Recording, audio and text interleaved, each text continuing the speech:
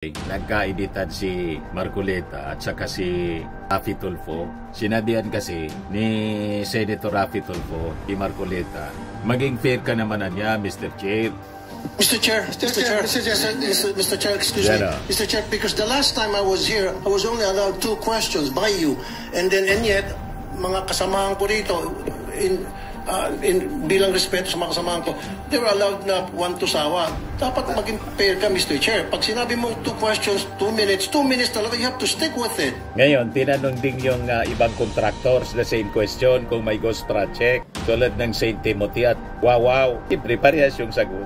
Pakinggan po ninyo yung pagtatanong ni Joel Villanueva. Yung St. Timothy, ayan si Madam Roma. St. Timothy, and I think, wow, yeah, St. Timothy, meron kayong ghost project sa Bulacan?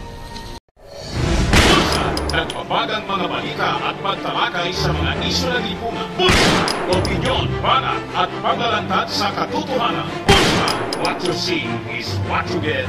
You decide. Po mga kababayan, si Dante Maravillas, Bicolano vlogger, broadcast journalist from Albay. Nagkaeditan si Marcoleta at saka si Raffy Tulfo. Sinabihan kasi ni Senator Raffy Tulfo kay Marcoleta, maging fair ka naman niya, Mr. Chair. Kasi yung mga kakampi ni Marcoleta, pantusawa ko magtanong. Pero sabi ni Marcoleta, 2 beses lang, 2 questions at a time yung bawat senador. At 2 minutes yata yun, mga kababayan lang, para mapagbigyan yung ibang mga senador na makapagtanong naman. Ngayon, na nangyayari, pag doon sa mga kaalyado ni Marcoleta, tulad ni Bato, ni Joel Villanueva, 1 to sawa, napikon mga kababayan siya. Raffy Tulfo, biglang tumayo si Jingo Estrada, kinakalabit siya, no? Si Raffy Tulfo, pinaparelax siguro. Relax lang niya, wag mainit. Talagang nakakainit ng ulo. Mga kababayan, itong investigasyon ng Blue Ribbon sa mga flood control project. Move, Mr. Chair. Mr. Chair, excuse me. Mr. Chair, because the last time I was here, I was only allowed 2 questions by you.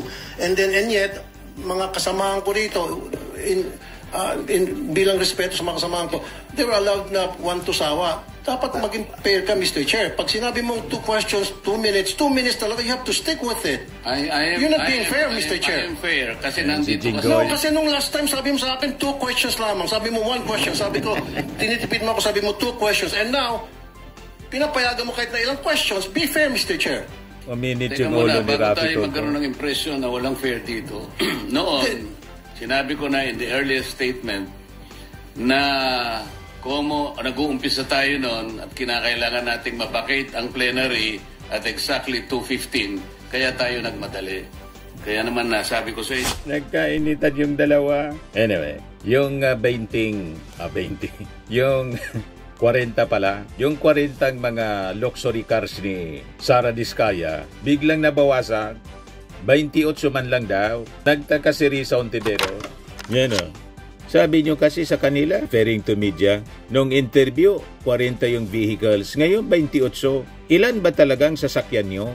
Sabi ni Sara Diskaya, 28 po kasi kasama yung mga service cars na mga employees po sa binilang ng media. Dapat siguro, imbitahan din siya Corina Sanchez at saka si Julius Babaw. Kasi yung bilang nila, 40, biglang naging 28. Baka tinago na po yung iba kasi pinapaimbestiga mga kababayan ng customs at saka ng BIR. Biglang nabawasan, 28 na lang. Yeah, sabi rito. Ikinagulat ni Senator Risa Ontiveros ang malaking kabawasan sa mga sasakyan na inamin ng kontratistang si Sara Diskaya na unang napaulat mula sa kontrobersyal na interview ng veteranong journalist na si Julius Babaw na mahigit 40 ang mga sasakyang pag-ari ng kanyang pamilya. Naging topic muli ang mga luxury vehicles ng mga Diskaya na sabi ng Bureau of Internal Revenue ay maaring dumagpas sa 1 bilyon ang halaga dahil naistiyakin ni Ontiveros na nasa kanila pa rin ang mga ito habang isinasagawa ang investigasyon sa di umano'y maanomalyang flood control project. Sabi ni Ontiveros, napakarami pa rin po. 28 na lang, dati 40. Bawasan. Binilang daw kasi pati yung mga sasakyan ng mga empleyado. Naniwala kayo pa? Baka tinakas na. Di ba po, mga kababayan? Yan sabi ni JJ Sanchez Rama, ikaw nagsabi nasa 40 luxury cars nyo. Sabi ni Eli, amang sinungaling ka talaga. Sabi mo 40 luxury car mo, hoy. Kita namin sa video, sa interview ni Corina at Julius Babaw. Inayayabang mo pa nga ang payo. Ipatawag siya Julius Babaw. Tapos tanungin na din kung binigyan siya na 10 million sa interview. Tapos i-replay yung yung interview ni Julius Babaw sa Senate investigation na sinasabing 40 yung luxury cars nila. Isang dosena kaagad yung nawala. 40 naging 28. Naging ghost. Parang yung mga flood control projects na ghost, guni-guni lang. Biglang naging guni-guni. Isang dosena. Nawala kaagad po.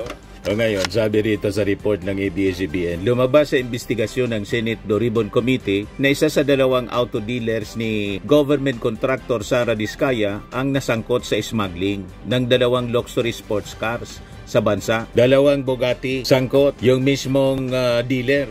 Damay-damay po, mga kababayan. O ito yung pagtatanong ni Jinggoy. Madam Diskaya, saan nyo ba kinukuha yung mga kotseng imported, mga luxury cars? Ang balita ko, dun sa interview mo, binili mo yung isang Rolls Royce dahil nagandahan ka sa payong. Tama ba? Sir, yes po. Samantalang, ilan yung luxury cars mo? Nasa 28 po. 28 lang. Ano ito mga ito? Rolls Royce, Ferrari? I don't have a Ferrari. Ano yung mga luxury cars? Lamborghini? No rin. Cadillac. Saan binili? Sagutin mo na. Saan mo binili? Sa dealer po. Sino dealer? Dito, local? Local dealer o sa abroad? Freebell Enterprises tsaka yung isa Auto Art. Dito, sa Pilipinas? Yes po. Hindi ka nag-import? No po. Dito may dealer ng mga... Yes po. Rolls Royce, may dealer ng Rolls Royce dito. Po. Ano pa yung mga ibang luxury cars mo? Yung anong tawag dito, yung Cadillac and the Cadillac GMC. Escalade, gano'n? Yes po. Oh. The GMC. Yun lang. Sinong dealer? I mentioned earlier, Freebell Enterprises and Auto Sa Art. lahat ng kotse mo, yun ang mga dealers mo? Dalawa lang sila. Dalawa yung dealers mo? Yes What other luxury cars do you own? Yung iba dito na, the Maybach. Dito ko na binili. Mercedes? Yes po. And then, yung iba, dito na rin yung Range Rover. Bentley? The Bentley dito na rin po. Paano kayo nagka-interest sa kotse?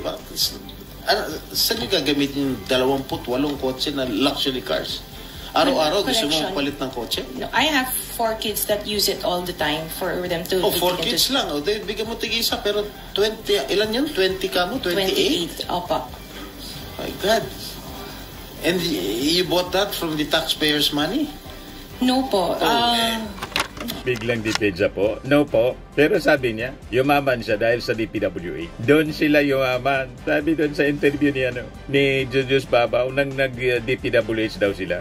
Doon nagsimula, naging gateway para sa pagyaman nila. So, mula sa taxpayers' money talaga po. Pero siyempre, hindi siya aamin. Ngayon, tinanong si Diskaya kung may ghost project sila. Wala po talaga. Sigurado ka? Opo, definitely. Pag may nadiscovery kami na may ghost project ka, pakukulong kita, sabi ni Jingo. Aminin mo ang totoo. Wala po talaga, sabi ni Diskaya. Siyempre, hindi amin po. Kailangan sana. Hindi ganun ang pagtatanong ni Jingo Estrada at saka ni Joel Villanueva. Alata na wala silang research. Fishing expedition, mga kababayan, ginagawa. Dapat kinonfront nila ng documents. Hindi yung tatanong mo, may ghost project ka ba? Wala po. Siyempre, wala po. Pero hawak mo yung document na nagsasabi na may ghost project sila. Tapos na. Alata na walang research. Mga kababayan, hindi tulad ng expose ni Ping Lacson. Kasi yung mga documents ni Ping Lacson, mula mismo sa sumbong mo sa Pangulo. Tapos nag-research sila, pinapuntahan yung mga lugar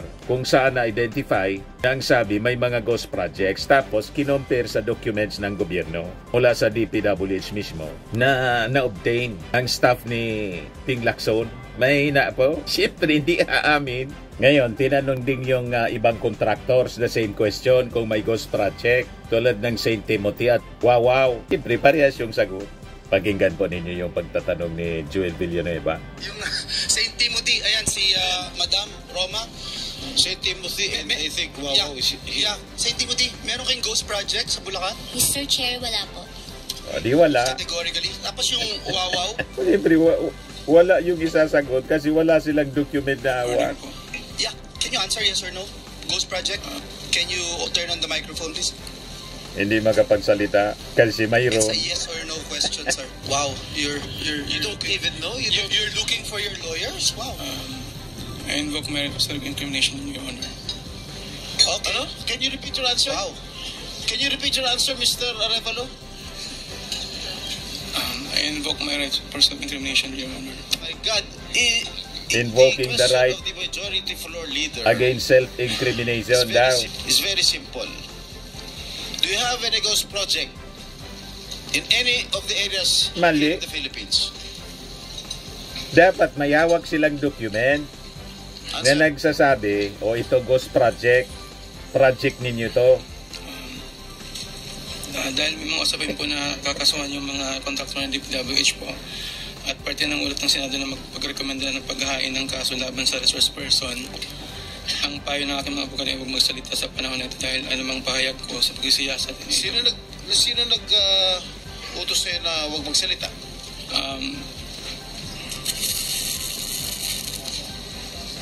Sino? May binabasa ka ba? Ginawa ko po, Your Honor. Ano binabasa mo? Binabasa niya yung galing sa abogado niya, siyempre. It is only answerable by yes or no, Mr. Arevalo. Is there any ghost projects of Wawaw builders? This is what I discovered, and the former secretary confirmed. Yun naman pala. That there indeed are ghost projects. Bine-verify pa po namin, Your Honor, ano kung meron po. Ano ka ba sa Wawaw? Are you the owner? Yes po, Your And Honor. you should know. Majority Leader, it's your time, huh? Yes, Mr. Chairman. I'm just disappointed, Mr. Chairman, kasi ang bihira ka, sasagot ka ng ganyan, ghost project. Para tinatanong ka kung tao ka, hindi mo alam kung tao ka. Mr. Chairman, just to put on record also, no, yung Diskaya nila from 2022 to 2025 ay 31 billion pesos. 31 billion pesos dito sa siyam na kumpanya na ito. Yung Sims at yung Wawaw Builders, at doon sa 31 billion, Mr. Chairman, 3 billion nasa Bulacan, Region 3, if I'm not mistaken. 2.8 billion sa Bulacan. Yung Sims, tsaka yung Wawaw, meron pong 4 billion at 1.2 billion sa Bulacan.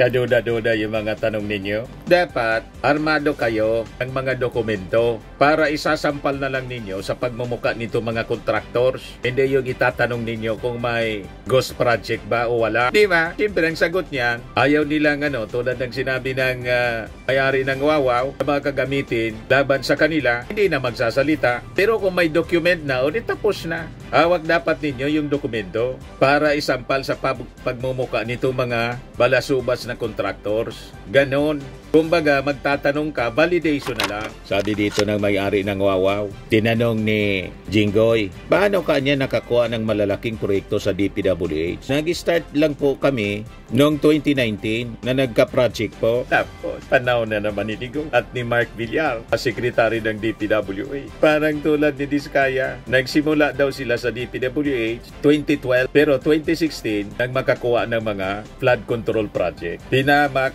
mga kababayan nagtanong si Bato, pinahamak si Digo. 2016 Ibig sabihin, panahon ni Digo, nang makakorner sila ng malalaking project sa flood control. Ito naman po, Firmax Firming and Lifting Cream, pinapahid po sa mga pulses in affected area. Mainam po sa paninigas ng mga kaso-kasuan. Ito naman po, Automax Radiant Serum. Sa mukha naman yung application, anti-aging po siya. You will look 10 years younger than your age. Sa mga cancer patients naman po, baka lang gusto ninyo itong itry. Neng siya red mixed fruit drink. Hindi mo po siya gamot, food supplement siya. Kaya lang, gawa siya mga kababayan sa goji berry. Yung goji berry, may anti-cancer properties. O ngayon, yung mga inquiries ninyo, dumiritso na lang kayo sa aming messenger sa Facebook para masagot namin agad. Ayos pa? Ayos na ayosan niya, Mr. Maravilla. But anyway, ito po pala yung aming bagong product na binibenta online. I am worldwide amazing pure organic barley powdered drink mix from Australia. Negosyo to ng aking anak na architect entrepreneur Riz Maravillas. Ayan po. Kontakin na lang po ninyo siya, Riz Maravillas on Facebook. Ang mga health benefits niya, boost immunity, improves digestion, enhance energy levels, packed with antioxidants, prevent cancer. Sa mga naghanap po ng malinis and spacious fitness gym, pumunta lang po kayo sa aming Colossal Fitness Gym. May Grab car rental din po kami. Ito naman po yung bago naming product na binibenta online. Eye Glow Serum, whitening po siya. Tingnan ninyo yung epekto sa aking anak na architect before and now. Yung mga inquiries po ninyo, dumiretso na lang kayo sa kanyang Facebook account, Riz Maravillas.